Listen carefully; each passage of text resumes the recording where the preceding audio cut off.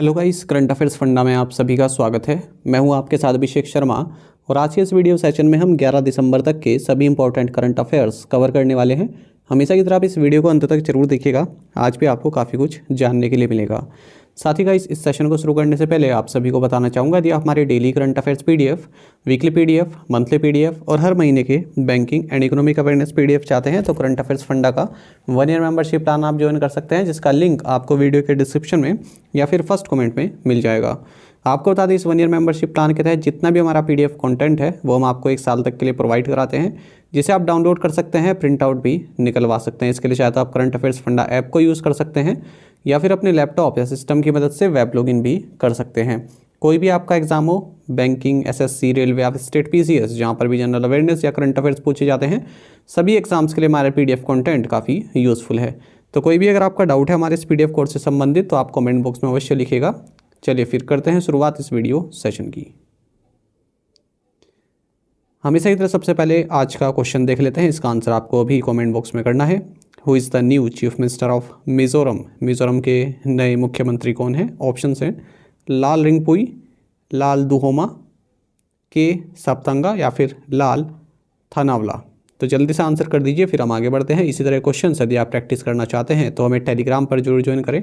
Current affairs funda नाम से हमारा टेलीग्राम चैनल है।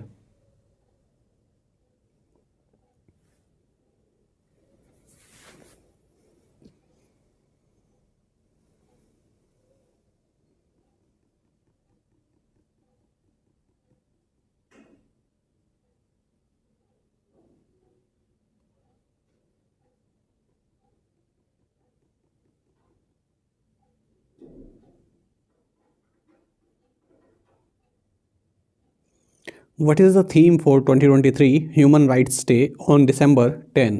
2023 मानवाधिकार दिवस जो कि 10 दिसंबर को मनाया जाता है, इसका विषय क्या है, इसका थीम क्या है? ऑप्शंस आपके सामने हैं। सही आंसर ऑप्शन सी है, freedom, equality and justice for all. आपको जानना चाहिए कि हर साल 10 दिसंबर को ह्यूमन राइट्स डे सेलिब्रेट किया जाता है और इस बार 10 दिसंबर 2023 को universal declaration of human rights की 75वीं एनिवर्सरी भी मनाई जा रही है। आपको बता दें, 10 दिसंबर 1948 को यूनाइटेड नेशन जनरल असेंबली द्वारा पेरिस में ये जो universal declaration of human rights है ये साइन किया गया था। ये महत्वपूर्ण है, याद रखिएगा। इसका जो सन है वो पूछा जाता है, जो ईयर है universal declaration of human rights 1948, ये पूछा जाता है, तो याद रखिएगा इसको। बाकी आपको जानना चाहिए ह्यूमन राइट्स डे का 2023 में थीम है freedom, equality and justice for all. When is the international mountain day celebrated? अंतर्राष्ट्रीय पर्वतीय दिवस कब मनाया जाता है? ऑप्शंस आपके सामने हैं। सही आंसर ऑप्शन डी है, दिसंबर 11। ये क्वेश्चन कई बार एग्जाम में पूछा गया है, बैंकिंग एग्जाम में भी पूछा गया है। देखिए, 11 दिसंबर को हर साल इंटरनेशनल माउंटेन डे सेलिब्रेट किया जाता है। साल 2003 में यूनाइटेड नेशंस जनरल असेंबली ने इस डे को डेजिग्नेट किया था और जो नोडल ऑर्गेनाइजेशन है जो इस इंटरनेशनल माउंटेन डे को ऑब्जर्व करती है वो है फूड एंड एग्रीकल्चर ऑर्गेनाइजेशन यानी कि फाओ। 2023 में इस डे का थीम रहेगा restoring mountain ecosystems. Who has been named person of the year by Time magazine? Time magazine ने किसे पर्सन ऑफ द ईयर नामित किया है? ऑप्शंस आपके सामने है। सही आंसर ऑप्शन बी है, टेलर स्विफ्ट।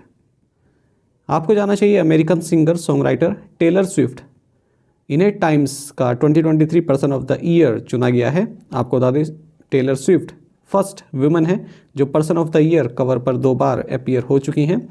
और जो ये टाइम्स का जो 2023 पर्सन ऑफ द ईयर है, ठीक है, ये 1927 से ही शुरू हुआ। मतलब ये जो टाइम्स मैगजीन है 1927 से शुरू हुई थी, ठीक है। और 2017 में भी टेलर स्विफ्ट इस मैगजीन कवर पर जो है अपीयर हुई थी। और कैटेगरीज में देखते हैं टाइम्स ने किन्हें अवार्ड दिया है। तो Times athlete of the year Lionel Messi चुने गए हैं, अर्जेंटीना के फुटबॉलर हैं। Times CEO of the year ये सैम अल्टमैन है, ओपन एआई के CEO. Times breakthrough of the year Alex Newell, American actor हैं। Times dreamer of the year Sid Kitson है जो कि चेयरमैन एंड सीईओ हैं Kitson and partners के। Times team of the year ये HP की जो सोशल इम्पैक्ट टीम है उसे दिया गया है। What position does Nirmala Sitharaman hold in Forbes annual list of the world's most powerful women of 2023? Forbes द्वारा प्रकाशित 2023 की दुनिया की सबसे शक्तिशाली महिलाओं की वार्षिक सूची में निर्मला सीतारमन किस स्थान पर हैं? ऑप्शंस आपके सामने हैं, सही आंसर ऑप्शन सी रहेगा 32। देखिए, union finance minister Nirmala Sitharaman, HCL corporation की chairperson Roshni Nadar Malhotra, steel authority of India की chairperson Soma Mondal and Biocon executive chairperson Kiran Mazumdar Shaw. ठीक है, ये 4 इंडियन वुमेन हैं जो कि फोर्ब्स की जो एनुअल लिस्ट है वर्ल्ड्स की 100 मोस्ट पावरफुल वुमेन, इसमें शामिल हुई हैं और टॉप पर रही हैं, मतलब इंडियंस वुमेन में निर्मला सीतारमन। तो लगातार 5वीं बार ये इस लिस्ट में शामिल हुई और 32 रैंक इनको दी गई है। जो रोशनी नादर मल्होत्रा हैं, इनकी रैंक 60th है, सोमा मंडल की 70th है और जो किरण मजूमदार शॉ है, इनकी रैंक 76th है। अब बात करते हैं ओवरऑल टॉप 5 में कौन रहा। तो यूरोपियन यूनियन की president Ursula von der Leyen, ये पहले नंबर पर हैं। इनके बाद फिर European Central Bank president Christine Lagarde हैं। तीसरे नंबर पर US vice president Kamala Harris. चौथे नंबर पर Italian prime minister Giorgia Meloni और 5वें पर हैं musician Taylor Swift.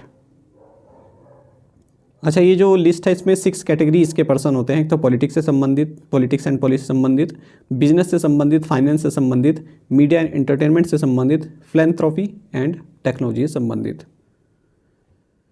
India has announced an assistance of $1 million to which country in wake of the volcanic eruption of Mount Ulawun. भारत ने Mount उलावन में ज्वालामुखी विस्फोट के बाद किस देश को $1 million की सहायता देने की घोषणा की है? ऑप्शंस आपके सामने, सही आंसर ऑप्शन डी है पपुआ न्यू गिनी। देखिए, भारत ने पपुआ न्यू गिनी को $1 million की इमीडिएट रिलीफ असिस्टेंस देने की अनाउंस की है, क्योंकि पपुआ न्यू गिनी में हाल ही में माउंट उलावन जो वॉल्केनिक इरप्शन हुआ था, जिसके कारण लगभग 26,000 पीपल को जो है इवैक्यूएट किया गया। आपको बता दें, पपुआ न्यू गिनी की लोकेशन इस तरह से है, पैसिफिक ओशियन में एक टेक्टोनिक बेल्ट है हॉर्स शू शेप की। ठीक है, तो उसको बोलते हैं रिंग ऑफ फायर। तो लगभग 700 से लेकर 950 तक के वॉल्केनिक इरप्शन जो है वहाँ पर होते हैं पूरे वर्ल्ड के। ठीक है, तो इतनी वैसी जगह है वॉल्केनो के लिए। तो पैसिफिक ओशियन को घेरे हुए टेक्टोनिक बेल्ट है, तो लोकेशन पपुआ न्यू गिनी की वहीं पड़ती है। तो वहाँ पर ये उलावन नाम का एक वॉल्केनो इरप्ट हुआ हाल ही में। तो ये जो दूसरी जानकारी मैंने दी ना, दूसरे पैराग्राफ की, ये उन बच्चों के लिए है जो पीसीएस की तैयारी कर रहे हैं या फिर जैसे आरओ या आरओ तरह के एग्ज़ाम की तैयारी कर रहे हैं, तो वहाँ पर पूछ लेते हैं इस तरह की चीज़ें। पपुआ न्यू गिनी की बात करें, कैपिटल पोर्ट मोर्सबी है और करेंसी है पपुआ न्यू गिनी कीना। What is India's rank in the 2023 world digital competitiveness ranking? 2030 विश्व डिजिटल प्रतिस्पर्धात्मकता रैंकिंग में भारत की क्या रैंक है? सही आंसर ऑप्शन ए है 49th। आपको जानना चाहिए, हाल ही में international institute for management development IMD इसने 2023 की world digital competitiveness ranking publish की है। इसमें भारत की रैंक 49 है out of 64 countries.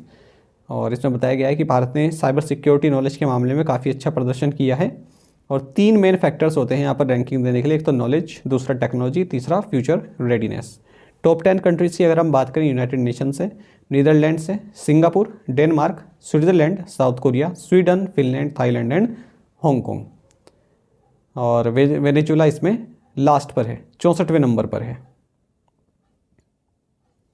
Asia Pacific region में Bharat among 14 countries 12th position पर है, अगर हम केवल एशिया पैसिफिक रीजन की बात करें। और अगर हम ऐसी कंट्रीज़ की बात करें जिनकी पॉपुलेशन 20 मिलियन से अधिक की है, इस तरह के 27 कंट्रीज़ में, तो भारत 18th पोजीशन पर है। अब देखो, जो आपके बैंक के एग्ज़ाम है ना, इनमें इस तरह की बीच बीच की इन्फॉर्मेशन पूछी जाती है। ठीक है, अब ये तो डायरेक्ट हो गया आपकी इन्फॉर्मेशन कितनी रैंक है। अब आपसे पूछा गया जाता है जो बीच की है। अब ये टॉप 10 में पूछ लेंगे कि एशिया की कौन सी कंट्रीज़ हैं या फिर लास्ट की कौन है। ठीक है, टॉप 10 में कई बार पूछते हैं ना कि एशिया की कौन सी कंट्री शामिल है।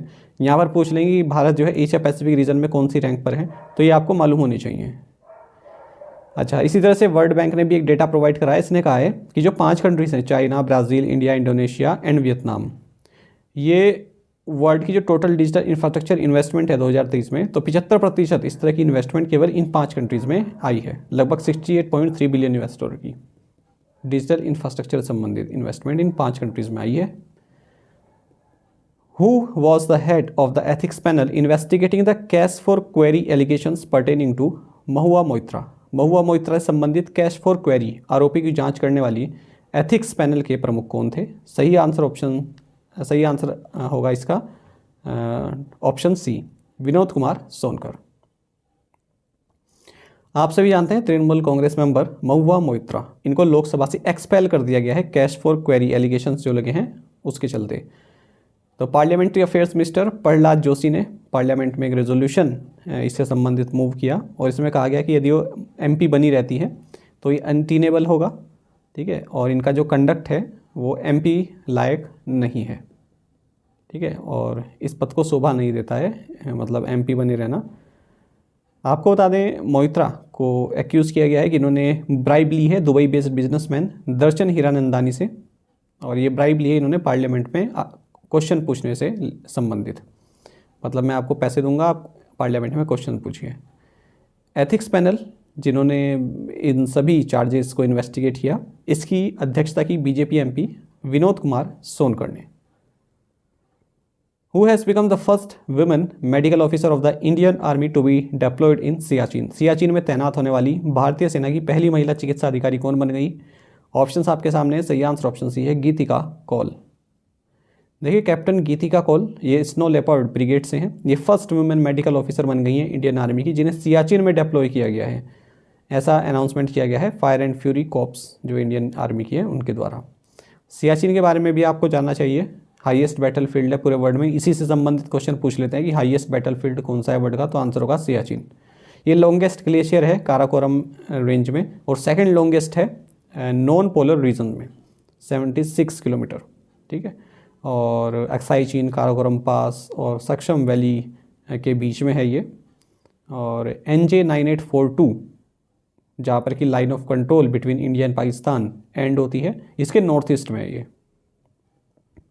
Where was the IBA junior world boxing championship 2023 held? IBA junior विश्व मुक्केबाजी चैंपियनशिप 2023 कहाँ आयोजित की गई? सही आंसर यहाँ ऑप्शन सी रहेगा, अर्मेनिया। देखिए IBA junior world boxing championship 2023 ये येरेवन अर्मेनिया में संपन्न हुई है। आपको बता दें भारत की ओर से 26 मेंबर का दल गया था, इन्होंने 17 मेडल जीते हैं जिनमें 3 गोल्ड हैं, 9 सिल्वर हैं और 5 ब्रॉन्ज मेडल्स हैं। और जो इंडियन गर्ल्स बॉक्सर्स गई थी इन्होंने 3 गोल्ड मेडल जीते हैं और सेकंड बेस्ट रहे हैं कजाकिस्तान के साथ ही, पहले नंबर पर रशिया रहा जिन्होंने 4 गोल्ड मेडल जीते। Who has taken charge as the Executive Director of Insolvency and Bankruptcy Board of India? भारतीय दिवाला और दिवालियापन बोर्ड के कार्यकारी निदेशक के रूप में किसने कार्यभार संभाला है? सही आंसर ऑप्शन ए है, जितेश जॉन। देखिए insolvency regulator, insolvency and bankruptcy board of India IBBI, इनके नए एग्जीक्यूटिव डायरेक्टर बने हैं जितेश जॉन। इससे पहले ये मिनिस्ट्री ऑफ पावर में इकोनॉमिक एडवाइजर थे। साथ ही कॉर्पोरेट अफेयर्स मिनिस्ट्री ने संदीप गर्ग को होल टाइम मेंबर अपॉइंट किया है इसी insolvency and bankruptcy board of India का 5 साल के लिए। थोड़ी सी अगर हम जानकारी लें इस IBBI के बारे में तो ये एक रेगुलेटर है जो कि इंसॉल्वेंसी प्रोसीडिंग्स को देखता है भारत में। स्थापना इसकी 1 अक्टूबर 2016 को हुई थी और इंसॉल्वेंसी एंड बैंक्रप्सी कोड जो कि लोकसभा में पास हुआ 5 मई 2016 को, इसके तहत से स्टैट्यूटरी पावर दी गई। 10 मेंबर होते हैं इसमें, जिसमें कि ministry of finance, law and corporate affairs के रिप्रेजेंटेटिव्स होते हैं, RBI के भी रिप्रेजेंटेटिव होते हैं। फिलहाल इसके चेयरपर्सन रवि मित्तल हैं और मिनिस्ट्री ऑफ कॉर्पोरेट अफेयर्स इसका पेरेंट डिपार्टमेंट है। Which Indian origin novelist was honoured with Singapore's highest art honour cultural medallion? किस भारतीय मूल के उपन्यासकार को सिंगापुर के सर्वोच्च कला सम्मान कल्चरल मेडलियन से सम्मानित किया गया? सही आंसर ऑप्शन सी है, मीरा चंद। देखिए इंडियन ओरिजिन राइटर है मीरा चंद, ये उन 3 सिंगापुरियंस में शामिल रही जिन्हें कल्चरल मेडलियन दिया गया है, जो कि सिंगापुर का मोस्ट प्रेस्टिजियस आर्ट मेडल है, आर्ट से संबंधित एक सम्मान है। तो इनके अलावा कौन कौन है? सुफियन क्रिस्टिन लिम, ओस्मान अब्दुल हमीद। तो इन्हें प्रेसिडेंट थर्मन सम्मुगरत्नम द्वारा ये अवार्ड दिया गया है और इसमें जो मॉनेटरी प्राइस दी जाती है वो 80,000 सिंगापुर डॉलर दी जाती है। मेरा गांव मेरी धरोहर is a pan India initiative of which ministry? मेरा गांव मेरी धरोहर किस मंत्रालय की पहल है? सही आंसर ऑप्शन ए है, मिनिस्ट्री ऑफ कल्चर। देखिए गवर्नमेंट ऑफ इंडिया ने भारत में जितने भी विलेजेस हैं उनकी मैपिंग और उनसे संबंधित डॉक्यूमेंट तैयार करने के निर्देश दिए हैं अंडर मेरा गांव मेरी धरोहर प्रोग्राम। तो इसके लिए national mission on culture mapping Indira Gandhi national centre for the arts के साथ कोऑर्डिनेट्स करेगी। अब जो ये मेरा गांव मेरी धरोहर प्रोग्राम है, इसमें जो 6.5 लाख विलेजेस हैं हमारे देश में, उनकी लाइफ हिस्ट्री, इथोस, इन सब की पूरी जानकारी यहाँ पर ली जाएगी और रियल टाइम विजिटर्स हों चाहे वर्चुअल हैं, ठीक है, उनको प्रोवाइड की जाएगी एक प्लेटफॉर्म के जरिए। बाकी आपको जाना चाहिए जो है मेरा गांव मेरी धरोहर एक पैन इंडिया इनिशिएटिव है मिनिस्ट्री ऑफ कल्चर का, जो कि 27 जुलाई 2023 को लॉन्च किया गया था। Whose statue was recently installed in Jaipur wax museum. हाल ही में जयपुर वैक्स म्यूजियम में किसकी प्रतिमा स्थापित की गई? सही आंसर ऑप्शन बी है, BR अम्बेडकर। देखिए एक वैक्स स्टैचू जो है Jaipur wax museum Nahargarh fort में इंस्टॉल किया गया है महापरिनिर्वाण डे के मौके पर, और ये स्टैचू है कॉन्स्टिट्यूशन के आर्किटेक्ट भारत रत्न डॉक्टर बाबा साहेब अम्बेडकर का। इस स्टैचू की हाइट है 5 फीट 11 इंचेस, वेट है 38 kg। आपको जाना चाहिए 6 दिसंबर को महापरिनिर्वाण दिवस मनाते हैं, जो कि डेथ एनिवर्सरी होती है डॉक्टर BR अम्बेडकर की, जो कि आर्किटेक्चर रहे हैं इंडियन कॉन्स्टिट्यूशन के। महापरिनिर्वाण का मतलब संस्कृत में होता है अल्टीमेट निर्वाण या फिर लिबरेशन, तो ये संस्कृत वर्ड है महापरिनिर्वाण। बाबा साहब की जो डेथ है वो 6 दिसंबर 1956 को हुई थी, after he had converted to Buddhism fulfilling his declaration of I will not die a Hindu. तो इन्होंने कहा था कि मैं जो है पैदा भले ही हिंदू हुआ हूँ पर मेरी मृत्यु हिंदू रहते नहीं होगी। The RBI has proposed enhancing the limit for UPI payments to hospitals and educational institutions from rupees 1 lakh to what amount per transaction? RBI ने अस्पतालों और शैक्षणिक संस्थानों के लिए UPI भुगतान की सीमा 1 लाख रुपए से बढ़ाकर प्रति लेन देन कितनी राशि करने का प्रस्ताव दिया है? सही आंसर ऑप्शन सी रहेगा 5 लाख रुपीज़। देखिए रिजर्व बैंक ऑफ इंडिया ने ये प्रपोज किया है कि जो UPI पेमेंट्स की लिमिट है हॉस्पिटल्स के लिए, एजुकेशनल इंस्टीट्यूशंस के लिए, उसको 1 लाख रुपए से बढ़ाकर 5 लाख रुपए पर ट्रांजैक्शन कर दिया जाए। फिलहाल जो UPI की लिमिट है वो 1 लाख रुपए है, एक्सेप्ट मतलब किन केसेस को छोड़ के कुछ कैटेगरीज हैं, जैसे कैपिटल मार्केट्स है, EMC, broking, mutual funds, collections है, credit card payments, loan repayments, EMI और इंश्योरेंस, जहाँ पर की ट्रांजैक्शन लिमिट 2 लाख रुपए की है। दिसंबर 2021 में जो ट्रांजैक्शन लिमिट है UPI payments for retail direct schemes and IPO subscriptions वो 5 लाख रुपए बढ़ा दी गई थी। साथ ही RBI ने डिसाइड किया है कि जो स्टैंडिंग डिपॉजिट फैसिलिटी है और जो मार्जिनल स्टैंडिंग फैसिलिटी है, तो इसके तहत जो लिक्विडिटी फैसिलिटीज़ दी जाती है उनका जो रिवर्सल है, ठीक है, वो वीकेंड्स एंड हॉलीडेज़ पर भी जो है अवेलेबल रहेगा और 30 दिसंबर 2023 से ये लागू होगा। फिलहाल जो STF एंड MSF है ये 5:30 PM से 11:59 PM तक जो है अवेल की जा सकती हैं, including weekends and holidays. Reversal का मतलब जान रहे हैं? रिवर्सल क्या होता है? आपने किसी को पेमेंट की, किसी दुकानदार को, उसने वापस जो है वो पैसा आपके उसमें जो भेज दिया अकाउंट में, ठीक है, तो ये रिवर्सल होता है। इसी तरह से जो STF एंड MSF है, मान लो आपने फ्राइडे को जो है इस तरह की कोई जो है लिक्विडिटी ट्रांजैक्शन किया आपने, ठीक है, पैसा निकाला और फिर वो मंडे को ऑपरेट होता है ना, वापस मतलब जमा किया पर आप निकाल कब सकते हैं? मंडे को। लेकिन अब ये आपका जो रिवर्सल है यानी कि जमा करना और निकालना, ये आपका जो है वीकेंड्स पर भी हो पाएगा। आपको जाना चाहिए जो स्टैंडिंग डिपॉजिट फैसिलिटी है, इसके तहत जो RBI है, ये जो एक्सिस लिक्विडिटी है, जो ज़्यादा पैसा है बैंकिंग सिस्टम में, ठीक है, उसको सक आउट करता है, उसको जो है एब्सॉर्ब कर लेता है। और इसका उल्टा होता है MSF, मार्जिनल स्टैंडिंग फैसिलिटी। इसमें क्या है, RBI जो है लिक्विडिटी को सप्लाई करता है मार्केट में जब ज़रूरत पड़ती है। What is the GDP growth forecast for the current financial year 2023-24 according to the Reserve Bank of India? भारतीय रिजर्व बैंक के अनुसार चालू वित्त वर्ष 2023-24 के लिए GDP वृद्धि का अनुमान क्या है? सही आंसर ऑप्शन बी है 7%। देखिए रिजर्व बैंक ऑफ इंडिया की मॉनेटरी पॉलिसी कमेटी ने यूनानिमसली यानी कि सर्वसम्मति से डिसाइड किया है कि जो पॉलिसी रेपो रेट है under the liquidity adjustment facility, ये अनचेंज रहेगा 6.50% पर। ये जो है 5th कंसेक्यूटिव पॉलिसी रही है जब RBI ने रेपो रेट को जो है अनटच रखा है, यानी कि उसके साथ छेड़छाड़ नहीं की है, ऐसा 5th कंसेक्यूटिव टाइम है। रेपो रेट आप सभी जानते हैं मतलब ऐसा रेट जिस पर जो है आरबीआई बैंक्स को मनी देता है उनकी शॉर्ट टर्म फंडिंग नीड्स को पूरा करने के लिए। मई 2022 से फरवरी 2023 तक रेपो रेट जो है 250 बेसिस पॉइंट्स तक जो है बढ़ा था। 1 बेसिस पॉइंट मतलब 100th of a percentage point. Standing deposit facility ये भी अनचेंज रहेगा 6.25% पर, और जो marginal standing facility MSF rate ये भी 6.75% रहेगा, और बैंक रेट भी इतना ही रहेगा 6.75%। जो 6 मेंबर की एमपीसी है इन्होंने मेजोरिटी में यानी कि 5:1 में ये भी डिसाइड किया है कि जो हमारा पॉलिसी स्टैंस है वो विड्रॉल ऑफ अकोमोडेशन रहने वाला है। तो 5:1 आगे देखें कौन कौन मेंबर थे 6, तो 5 ने जो है इसके फेवर में किया, 1 ने जो है अपना रिजर्वेशन रखा है इस मामले में, तो ये है जयंत आर वर्मा। अब यहाँ देखिएगा जो real growth domestic product GDP grow है ईयर ऑन ईयर बेसिस पर वो 7.6% रहेगी सेकेंड क्वार्टर में, और जो ग्रोस वैल्यू एडेड है वो 7.4% रहा है सेकेंड क्वार्टर में। अब इसमें भी जानेगा जो रियल जीडीपी ग्रोथ है 2023-24 की ये 7% बताइए आरबीआई ने, यही हमारा क्वेश्चन था। और थर्ड क्वार्टर में 6.5%, फोर्थ क्वार्टर में 6%, और जो रियल जीडीपी ग्रोथ है 2024-25 के पहले क्वार्टर में ये 6.7%, दूसरे क्वार्टर में 6.5%, तीसरे क्वार्टर में 6.4%।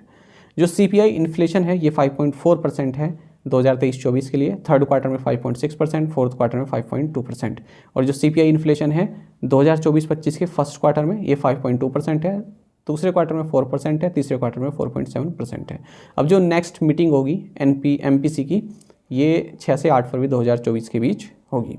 अच्छा ये भी आप जानिएगा यहाँ पर as per section 45ZL of the RBI act, RBI is required to mandatorily publish the minutes of the MPC meeting after 14 days। तो मीटिंग के 14 दिन बाद फिर RBI जो है ये पब्लिश करता है अपना जो भी मीटिंग की वार्तालाप होती है। ये बैंक में पूछा गया क्वेश्चन है, ये सेक्शन पूछा था शायद या फिर डेज पूछा था, हाँ कितने दिन बाद, तो 14 डेज बाद। मॉनेटरी पॉलिसी कमेटी के बारे में थोड़ी बेसिक जानकारी ले लेते हैं। तो भारत में जो बेंचमार्क इंटरेस्ट रेट है उसको फिक्स करने के लिए रिस्पॉन्सिबिलिटी मॉनेटरी पॉलिसी कमेटी की रहती है। एटलीस्ट 4 टाइम्स अ ईयर तो ये लोग जो है अपनी मीटिंग करते ही हैं, फिर उसके बाद अपना डिसीजन जो है बताते हैं। कब इफेक्टिव हुई है, कब लागू हुई, 27 जून 2016 को। 6 मेंबर्स होते हैं, 3 ऑफिशियल्स होते हैं रिजर्व बैंक ऑफ इंडिया के, और 3 होते हैं एक्सटर्नल मेंबर जिन्हें गवर्नमेंट ऑफ इंडिया नॉमिनेट करती है। रिजर्व बैंक ऑफ इंडिया के जो गवर्नर हैं वो इसके एक्स ऑफिशियो चेयरपर्सन होते हैं, और ये जो डिसीजन है ये मेजोरिटी द्वारा लिया जाता है। अगर टाई हो जाता है तब गवर्नर अपना वोट देते हैं। करंट मैंडेट जो है एनपीसी के पास ये है कि आप 4% एनुअल इन्फ्लेशन रखें 31 मार्च 2026 तक। अपर टॉलरेंस 6% रहेगा, लोअर टॉलरेंस 2% रहेगा। करंट मेंबर्स कौन है एमपीसी के? Doctor Shashank Bhide, doctor Ashima Goyal, professor Jayanth R Varma, doctor Rajiv Ranjan, doctor Michael Debabrata Patra और Shaktikanta Das. Previous assignment questions के आंसर देख लेते हैं। In which year was the ethics committee constituted? 1997। Which country will host Euro 2024 football tournaments? Germany. Essequibo is an oil rich territory currently controlled by which country? Guyana. Zoram People's Movement led by Lal Dhouma, an ex-IPS officer, was in charge of the security of which former PM Indira Gandhi, who won Player of the Series award in recently concluded IDFC First Bank India Australia T20 series that India won by 4-1? Ravi Bishnoi. आप में से कई students ने बिल्कुल सही answer किया, इसी तरह से पार्टिसिपेट करें। आज के असाइनमेंट क्वेश्चन देख लेते हैं। Who has become the Telangana's first Dalit deputy chief minister? The Arakan army is an ethnic armed organisation based in which country? Jyotirao Phule Praja Bhavan is the official residence and principal work place of the chief minister of which state? Simon Stiell is the executive secretary of which global organisation under whose preview COP28 is taking place? Which nation proposed the name Michoacán for the recent cyclonic storm that wreaked havoc in Tamil Nadu and Andhra Pradesh? In 5 questions के answer आप comment box में दीजिएगा। यदि आपको एक question का answer भी आता है तो भी आप हमें कमेंट बॉक्स में बता सकते हैं। ज़्यादा से ज़्यादा संख्या में पार्टिसिपेट करने की कोशिश किया कीजिए। साथ ही करंट अफेयर्स फंडा को आप टेलीग्राम पर भी ज्वाइन कर सकते हैं। यहाँ पर रेगुलर वीडियो अपडेट्स और करंट क्विज़ हम आप सभी के लिए डालते रहते हैं। साथ ही डिस्कशन ग्रुप में आप किसी भी क्वेश्चन का सोल्यूशन पा सकते हैं। दोस्तों हमारे करंट अफेयर्स की प्लेलिस्ट दी गई है, इसको आप जरूर देखें। अपने दोस्तों के साथ, फेलो स्टूडेंट के साथ हमारे करंट अफेयर्स को आप शेयर जरूर करें। आज का ये सेशन आपको कैसा लगा आप कमेंट बॉक्स में अवश्य बताइएगा। Thank you guys.